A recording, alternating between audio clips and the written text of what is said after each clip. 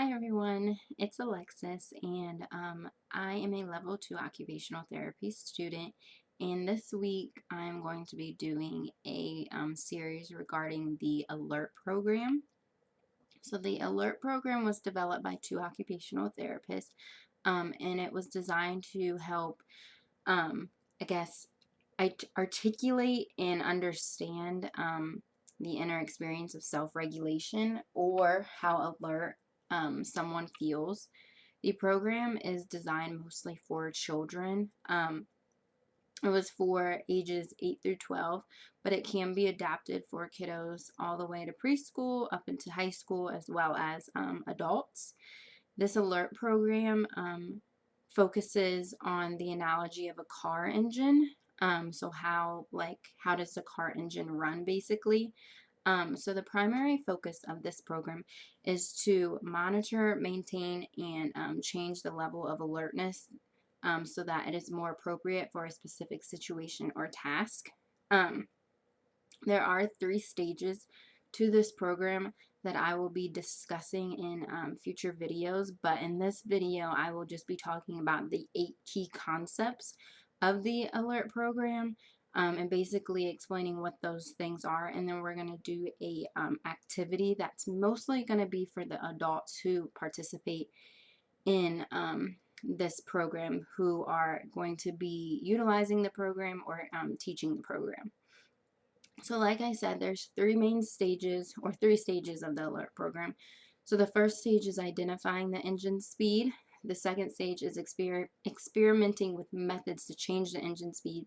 And then the stage 3 is regulating the engine speed. So like I said earlier, they use the analogy of a car engine just because kiddos can identify more with that. So it's like, is your car engine too high, too low, or is it just right? Is basically what they're getting at. So I'm going to go over the 8 key concepts that the ALERT program utilizes. So those include occupational therapy, sensory integration, arousal theory, arousal states, the protective responses of the autonomic nervous system, and then we have a couple more. The inhibition and its relationship to proprioceptive input, and then sensory motor preference, and then the last one is detective work.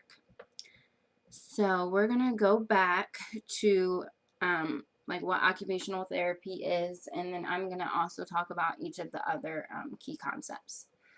So occupational therapy, this program was designed by occupational therapists, so it only makes sense that occupational therapy is one of the key concepts.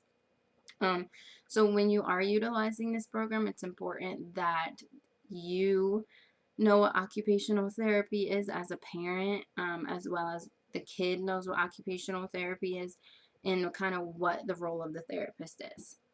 So the textbook definition of occupational therapy by AOTA is that it is the therapeutic use of self-care, work, and play activities to increase independent function, enhance development, prevent disabilities, and may include adaptation of task or environment to achieve maximum independence and to enhance quality of life. So my definition of occupational therapy is that it is a profession that focuses not only just like on the body, but it focuses on the mind and the body. It's a holistic approach, and it helps you get back to participating in everyday activities, whether that is through adaptations of your environment or the task. We don't look at just like one specific thing. We want to know what the underlying impairment is, and then we want to try to help fix that impairment, adapt what is happening in order for you to work, or in order for you to participate back in those everyday activities, so that you can be as independent as possible. So that's kind of like what occupational therapy is. So sensory integration is the next one. And the textbook definition that they use in the ALERT program is that it is the organization of sensation for use. So senses give us information about physical conditions of the body and the environment. So your brain is very complex, but it helps organize those sensations and in order for a person to move and to learn and to behave like a certain way. So if all of that is kind of like out of whack, then there are going to be some impairments that may occur because of that.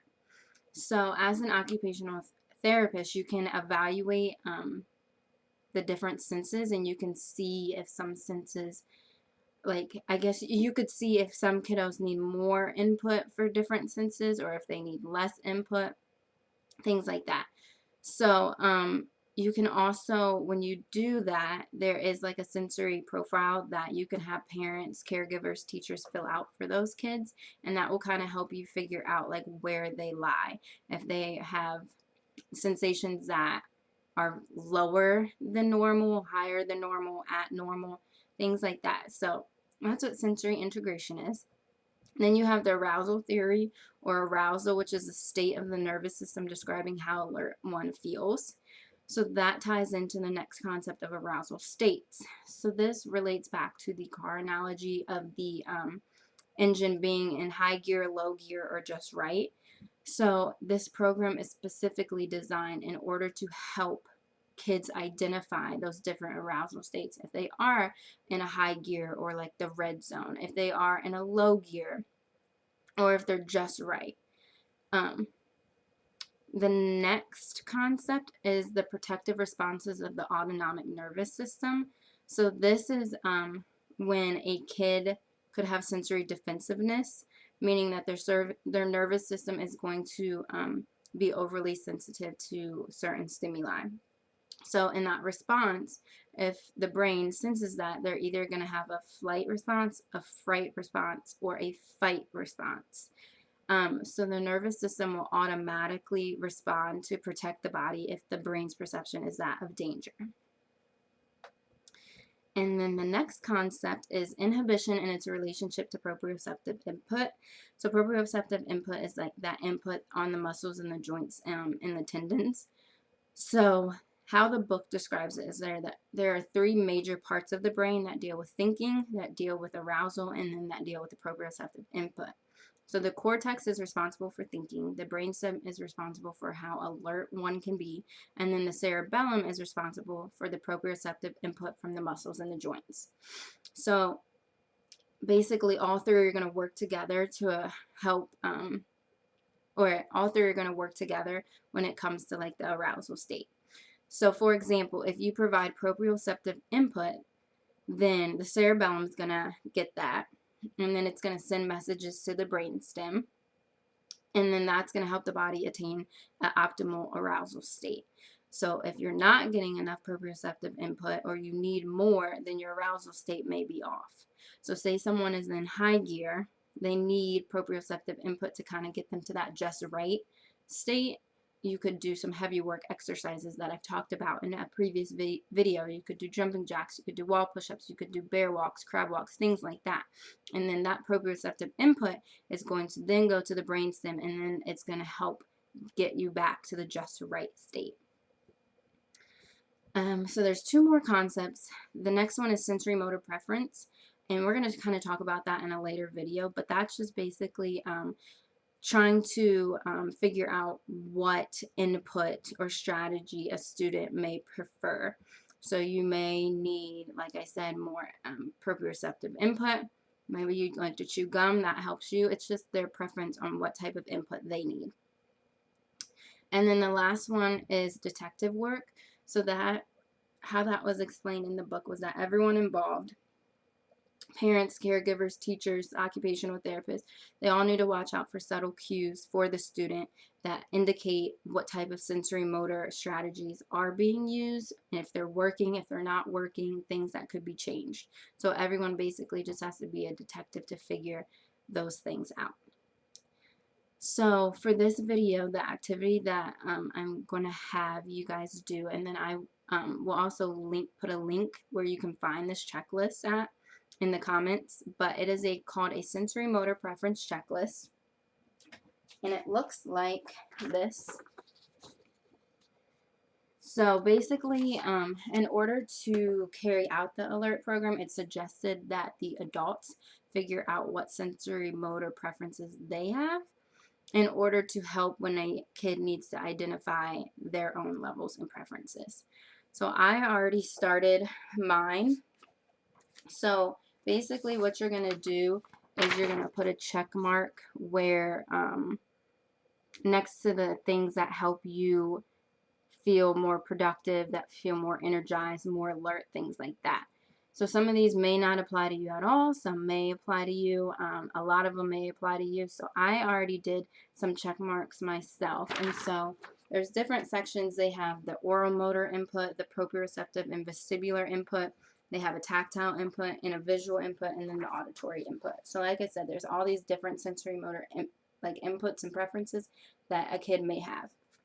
So for example, for the oral motor input, I put chew gum, like I'm doing now. It helps me be productive, energized, and alert. Eat popcorn, drink coffee or a carbonated drink. That really helps. For the vestibular and proprioceptive input, I put shift or squirm in a chair. I'm always squirming in a chair. I probably annoy some people with that. Do isometrics or lift weights, that proprioceptive input on your muscles, tendons, and joints. Stretching and yoga also keeps me refreshed and productive and energized. For tactile input, I put touch, twist, or twirl my own hair. It's always down usually, so I'm always usually pulling at it. I like to fidget a lot, so I will usually like click my pen. I'll use a paper clip, pencil, or pen. So visual, I said open window shades. I love when you get like just like the natural light come in. That helps me a lot. It helps me stay productive. And then for auditory, I said listen to pump up music. So like I said, I will put the link down in the comments so that you can fill that out. So I'm going to give you guys a little bit to kind of pull that up, fill that out, and then I will see you in a few. So I hope everyone was able to fill that out, or print it, fill it out, and figure out kind of what those different sensory motor preferences there are. So there are some questions to ponder on this page that you can do later on. But the first one I thought that was really interesting was to mark the items that you use to increase or to decrease how alert you feel. So some of the things might have been like chew gum. I would put an up arrow because I use that to increase my alertness. If I were to do like a warm bath or receive a massage, then that would probably decrease how alert I feel because it actually relaxes me and I don't want to do anything. So those are just some questions. There's 5 different things that you can ponder afterwards. Here is kind of the book of what it looks like. How does your engine run? So if you you should always consult a registered and certified occupational therapist if you believe that your kiddo may have some sensory and emotional regulation issues. But if you do if you do suspect anything, I would definitely get into contact with a certified and registered occupational therapist. But I'm hoping these videos help you to kind of just understand like what some sensory and emotional regulation issues may be, why they may be happening, and things that you can kind of do to help. So in the next video, we'll be talking about stage 1, which is identifying the engine speeds. So I hope to see you there.